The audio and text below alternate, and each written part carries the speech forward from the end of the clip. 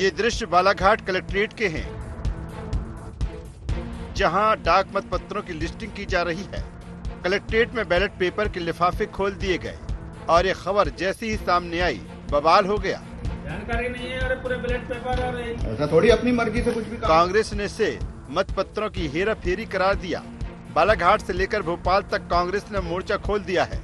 बालाघाट में जो घटना हुई है, निश्चित रूप से वहाँ के कलेक्टर डॉक्टर गिरीश कुमार मिश्रा द्वारा उन्होंने 5 दिन पहले जो पोस्टल बोर्ड का स्ट्रांग रूम था केजरी का, उसे खुलवा लिया। उसमें गड्डियां बनाई जा रही हैं, वोटर से छेड़छाड़ की जा रही है। ये सारी बातें साफ तौर पर कहीं न कहीं भारतीय जनता पार्टी की सरकार के इशारे पर हो रही है, जिससे कि पोस्टल बोर्ड से हेराफेरी कर सके। यही नहीं, पीसीसी चीफ कमलनाथ ने भी इसे जनमत की चोरी करार दिया है। उन्होंने कहा, ये सब बीजेपी के इशारे पर हो रहा है। कांग्रेस के इन आरोपों के बीच प्रशासन ने इस मामले में सफाई दी। प्रशासन ने कहा कि विधानसभा वार डाक मतपत्रों के बंडल बनवा रहा था और इसकी जानकारी सभी दलों के प्रतिनिधियों को भी दी गई थी। कांग्रेस जिला अध्यक्ष ने भी इस पर सहमति जताई है कि शॉर्टिंग वगैरह करने के लिए आज ये स्ट्रांग रूम खोला गया था। राजनीतिक दल के अभ्यर्थी भी, प्रतिनिधि भी यहाँ पर रहे हैं। कुछ लोगों को शायद इसमें कंफ्यूजन हो गया कि साहब वहाँ पोस्टल बैलेट को खोल के बगरा दिया गया और ये वो, तो ऐसा कुछ नहीं है। कंफ्यूजन ये था कि जो हमारे कार्यालय तक खबर आई कि गिनती हो रही है, आके देखा गया यहाँ तो पूरे पोस्टल वोट खुले हुए थे। खुले से तात्पर्य कि अलग अलग बंच रखे हुए थे, लिफाफे रखे हुए थे। हाँ, हम संतुष्ट हैं। हमारा ये कहना था कि हमें सूचना दे दी जाए। सूचना देने के बाद अगर कोई काम होता है तो उन्होंने इस बात को भी एक्सेप्ट किया कि सूचना पहुंचाई जा रही है। चुनाव आयोग ने भी इसे सामान्य मामला बताया। प्रदेश के मुख्य निर्वाचन पदाधिकारी अनुपम राजन ने बताया कि मतपत्रों की किसी तरह की गिनती नहीं की गई है। विधानसभा वार डाक मतपत्रों के बंडल बनाए गए हैं। ये काम 3 बजे शुरू होना था, जो 1.5 घंटे पहले शुरू कर दिया गया, इसलिए भ्रम की स्थिति बनी। उन्होंने बताया कि नोडल अधिकारी को निलंबित कर दिया गया है और पूरी रिपोर्ट चुनाव आयोग को भेजी गई है। आगे का फैसला चुनाव आयोग का होगा। कोई मतपत्रों की गिनती नहीं हुई है, कोई भी पोस्टल बैलेट खोला नहीं गया है, सिर्फ उनकी विधानसभा वार छटनी की गई है। जैसे 3 बजे का समय था, बट जो स्ट्रांग रूम खोला गया वो 1:30 पे खोला गया। जो सूचना एक तरह से जो सॉर्टिंग करी गई, जो छटनी का काम किया गया, उसकी सूचना सही तरीके से यदि सभी जनप्रतिनिधियों को दी गई होती तो ज़्यादा बेहतर ढंग से ये काम होता, इस तरह का कन्फ्यूज़न नहीं होता। जबलपुर संभाग के जो आयुक्त हैं उनके द्वारा जो नोडल ऑफिसर थे उनको निलंबित किया गया है। इसमें जो भी प्रतिवेदन है वस्तु स्थिति आयोग को भेज दिया गया है। आयोग के निर्देशों की प्रतीक्षा है। आयोग इस पर अगर और कोई निर्णय करता है तो तदनुसार कार्रवाई की जाएगी। इस मामले को लेकर अभी भी कांग्रेस और भाजपा आमने सामने है। कांग्रेस इसे बीजेपी के इशारे पर किया गया काम बता रही है। कांग्रेस का आरोप है कि बालाघाट ही नहीं और कई जिलों के कलेक्टरों ने बीजेपी के इशारे पर काम किया है। पहले कर्मचारियों को वोट नहीं डालने दिया गया, अब उनके वोट बदले जा रहे हैं। वहीं भाजपा इसे कांग्रेस की हार की आशंका से उपजी खींच बता रही है। मेरे जो जानकारी आई है कि वहाँ मतपत्र खुले हैं, ये मैं कह सकता हूँ उसकी जांच हो और तत्काल उचित जांच होकर अधिकारियों के ऊपर कार्रवाई की जाए और दोबारा मतदान कराया जाए जिन लोगों के मतपत्र खोले गए। बालाघाट में किया, भिंड में तो कुछ ही नहीं किया, जबकि हम देख चुके जहाँ जहाँ अब खुल गया, वीडियो भी दिखा दिया। सरकार के इशारे पर पूरा चुनाव अधिकांश चीफ सेक्रेटरी बैस के द्वारा भ्रष्टाचार किया गया, उसके नतीजे पूरे प्रदेश में सामने आ रहे हैं। भारतीय जनता पार्टी हमेशा से निष्पक्ष और स्वतंत्र मतदान की पक्षधर रही और अब भी उसके पक्ष में है। ये विषय भारतीय जनता पार्टी का नहीं, विषय उससे चुनाव आयोग का विषय है। हारने के बाद कमलनाथ दिग्विजय सिंह जी को कौन से बहाने मिलेंगे? तो बहाने ढूंढेंगे। पूरी की पूरी जो प्रक्रिया है, पूरी जो कसरत कांग्रेस कर रही है, वो 3 दिसंबर को होने वाली हार से गांधी परिवार को बचाने के लिए, अपने नेताओं को बचाने के लिए कर रही है। इस चुनाव में प्रशासनिक मशीनरी शुरू से राजनीतिक दलों के निशाने पर रही है। विपक्षी कांग्रेस ही नहीं, सत्ता पक्ष वाली बीजेपी भी कई अफसरों की चुनावी भूमिका पर सवाल उठाती रही है। बालाघाट की घटना ने एक बार फिर प्रशासनिक अधिकारियों की भूमिका को कटघरे में खड़ा कर दिया है। अब देखना ये है कि 3 दिसंबर को चुनाव परिणाम के बाद कौन किस पर हार का ठीकरा फोड़ता है। Bureau report, IND24।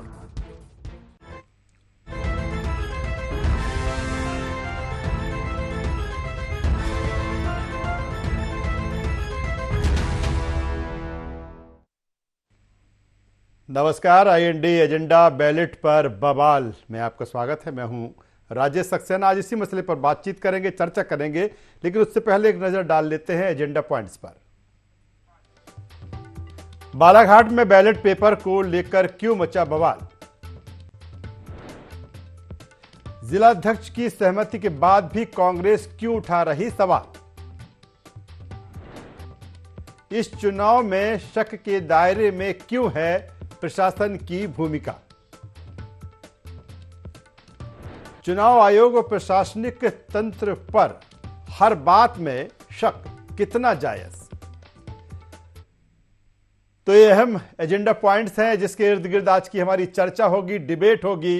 जिस तरह से बालाघाट मामले को लेकर बवाल मचा हुआ है, हालांकि 3 दिसंबर को मतगणना होना है, लेकिन उससे पहले जिस तरह से पोस्टल बैलेट को लेकर सवाल खड़े हो रहे हैं, कलेक्ट्रेट बालाघाट में जिस तरह से कहा गया है कि पोस्टल बैलेट के साथ छेड़छाड़ की गई है, वहीं दूसरी तरफ भारतीय जनता पार्टी भी सवाल खड़े कर रही है कि ये हार की हताशा है, इसलिए इस तरह के सवाल खड़े किए जा रहे हैं। हालांकि ये भी कहा है बीजेपी ने कि ये सारा जो मामला है वो चुनाव आयोग का है, लेकिन कांग्रेस कह रही है कि सारा कुछ बीजेपी के इशारे पर हो रहा है और यही कारण है कि बालाघाट से लेकर भोपाल तक इस पर राजनीति गरमाई हुई है। हालांकि ये कोई पहला मौका नहीं है जब प्रशासनिक जो मशीनरी है वो शक के दायरे में रही हो। कांग्रेस तमाम कलेक्टरों पर सवाल खड़े करती आई है। हालांकि ये भी सही है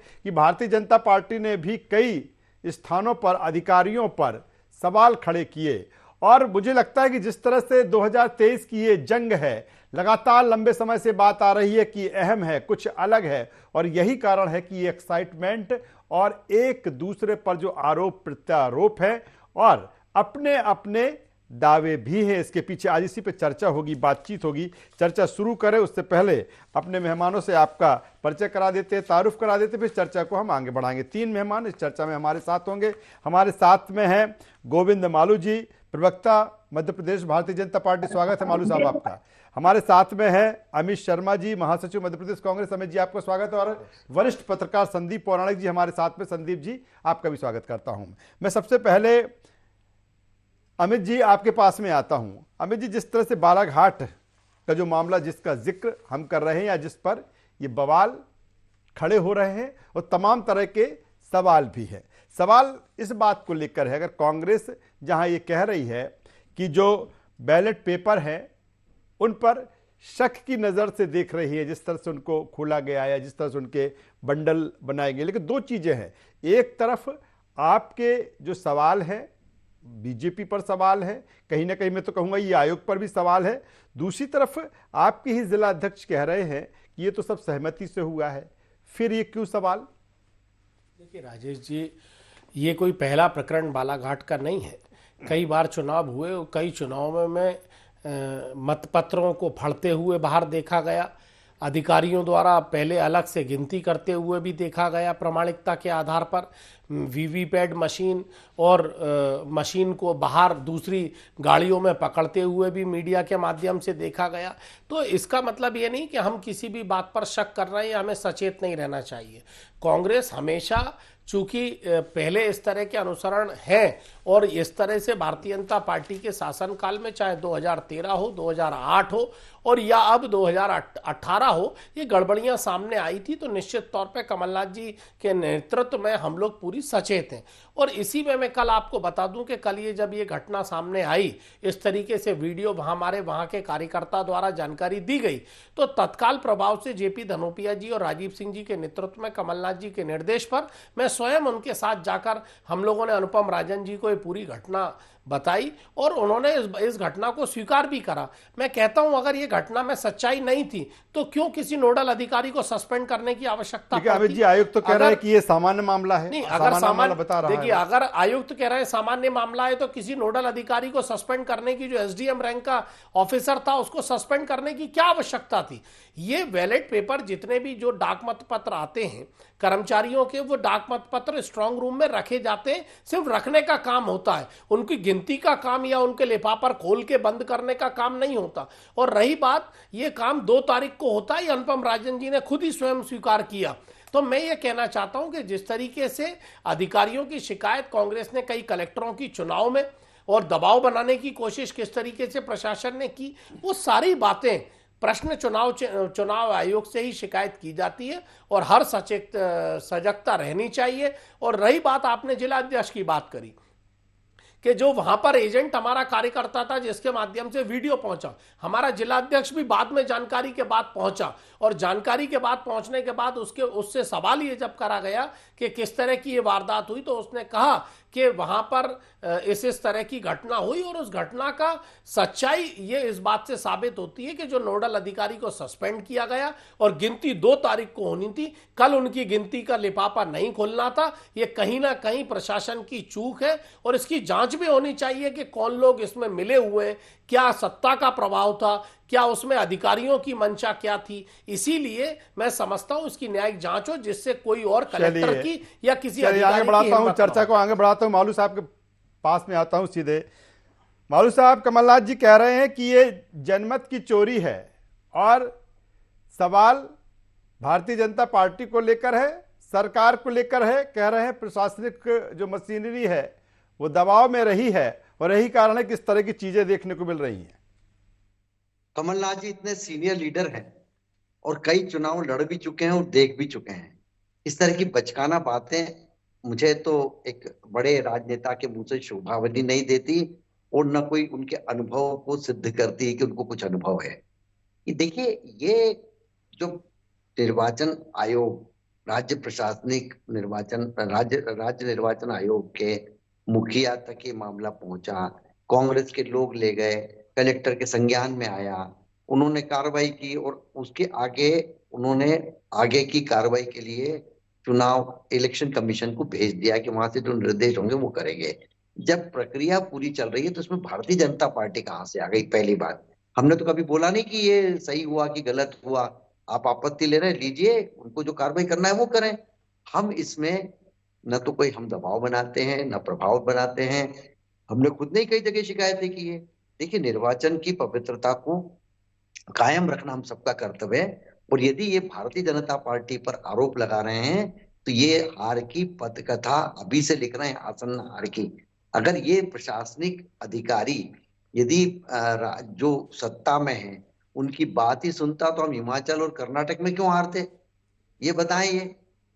ये राजस्थान में तो नहीं बोल रहे हैं, छत्तीसगढ़ में तो नहीं बोल रहे हैं। इस तरह की बातें मैं समझता हूँ कि लेकिन मालू साहब, क्या इसे एक प्रशासनिक चूक भी कह सकते हैं जिस तरह की जो चीजें हुई हैं? हमने कहा ना, आप इसकी जांच करिए, जो सस्पेंड करना उनको करिए और गलत है वो गलत है, सही है। हम तो किसी को ना तो कंडेम कर रहे हैं, ना तो हम किसी के बचाव कर रहे हैं, ना हम किसी के उसके बारे में कुछ कह रहे हैं। हाँ, तकनीकी त्रुटि यदि कहीं है उस पर केवल अब भारतीय जनता पार्टी को निशाने पर लेने की क्या आवश्यकता? हमने भी कई जगह शिकायतें की है, हमने भी कई जगह आपत्तियां ली हैं। उसका निराकरण चुनाव आयोग करेगा, स्वतंत्र इकाई है वो, एक अलग संस्था है, उस पर किसी का दबाव प्रभाव काम नहीं करता है।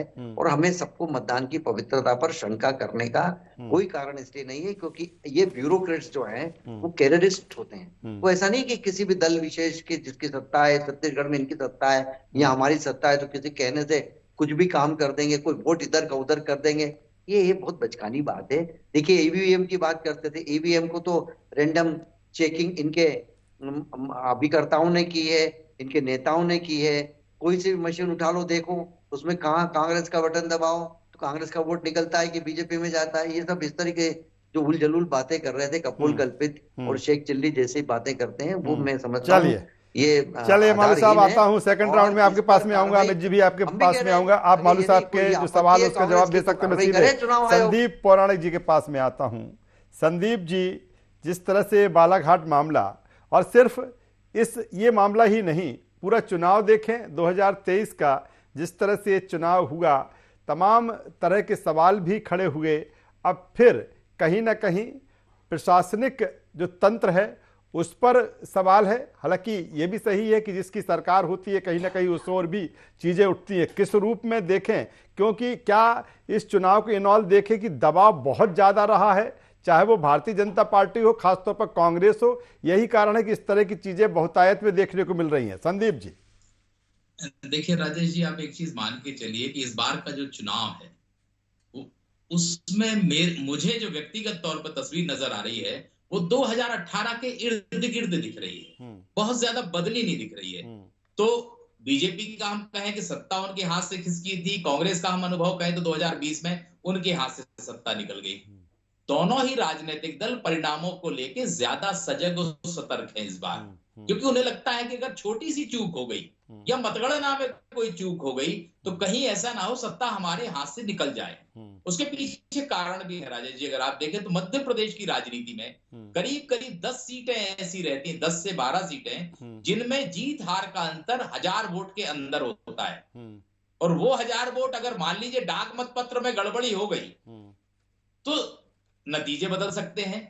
वैसे मेरा अपना मानना है कि चुनाव आयोग की जो प्रक्रिया है उसमें गड़बड़ियां होने की आशंका बहुत कम होती है। अमित जी जो सवाल उठा रहे हैं, मेरा मानना है कि ये सही भी है, उनका अगर कोई कमी दिखी उन्हें तो वो अपनी लाजमी है कि वो बात उठाएं। लेकिन अनुपम राजन ने जो बात कही, उन्होंने कहा है कि 3 बजे वो खुलना था स्ट्रांग रूम, लेकिन वो 1:30 बजे खोल दिया गया, 1.5 घंटे पहले, 1:39 पे। तो कहीं ना कहीं प्रशासन से चूक हुई है, ये बात बिल्कुल सही है। लेकिन राजेश जी एक सवाल और आता है कि मध्य प्रदेश में 17 तारीख को पोलिंग हो गई, काउंटिंग होनी है 3 दिसंबर को, लगभग 15 दिन है। ये राजनीतिक दल आखिर करें क्या इस दौरान? अपने को बूस्ट करने के लिए, अपने कार्यकर्ता को सक्रिय रखने के लिए कोई टेंट गाड़ रहा है स्ट्रांग रूम के बाहर, कोई ड्यूटी लगा रहा है, तमाम चीजें कर रहा है। तो मुझे ये लगता है कि बहुत सी चीजें एक साथ जुड़कर हैं, और जहां तक राजनीतिक दल हैं वो एक दूसरे पर आरोप स्वाभाविक सी बात है लगाएंगे। संदीप जी ये भी वजह जब नतीजे आते हैं, संदीप जी ये भी वजह है इस चुनाव को लेकर, बिल्कुल आप सही बात कर रहे हैं कि 2018 में जिस तरह की स्थितियां परिस्थितियां निर्मित थी ठीक वैसे 23 में नजर आ रही हैं। लेकिन इस बार 2018 से अगर कुछ अलग देखें 2023 में, तो अभी भी तमाम सारे जो राजनीतिक पंडित हैं, जो विश्लेषक हैं, उनको भी ये प्रिडिक्ट करना या अनुमान लगाना मुझे लगता है कि मुश्किल है कि किस दिशा में ये इलेक्शन जा रहा है। और आपने जिस तरह से कहा उसका कारण यही है कि कहा जा रहा है कांटे की टक्कर, और ये एक्साइटमेंट या दबाव या सतर्कता इसी वजह से भी। संदीप जी बिल्कुल सही कह रहे हैं राजेश जी। देखिए स्वाभाविक सी बात है, सत्ता राजनीतिक दल चाहता है, और उसकी एक चूक से, छोटी छोटी चूक से अगर सत्ता खसक जाएगी तो उसके लिए सजग और सतर्क रहना जरूरी है। मुझे लगता है कि ये लोकतंत्र के लिए बहुत अच्छा है कि राजनेता, कार्यकर्ता सब सक्रिय है। लेकिन इस समय कटघरे में अगर कोई खड़ा हो रहा है तो प्रशासन है, लाजमी भी है। जब हार होगी आपकी तो कहीं ना कहीं तो आपको निशाना साधना पड़ेगा। मुझे लगता है दोनों राजनीतिक दल वो तैयारी भी करके चल रहे हैं। चलिए तैयारी करके चल रहे हैं। अमित जी कुछ कह रहे थे। अमित जी। राजेश जी, मैं भारतीय जनता पार्टी के प्रवक्ता की बात सुन रहा था, गोविंद मालू जी की, और मैं पंकज जी की भी बात सुन रहा था। मैं कहना चाह रहा हूं कि पंकज जी ने भारतीय जनता पार्टी के प्रवक्ता हैं, उनको भी सुन रहा था।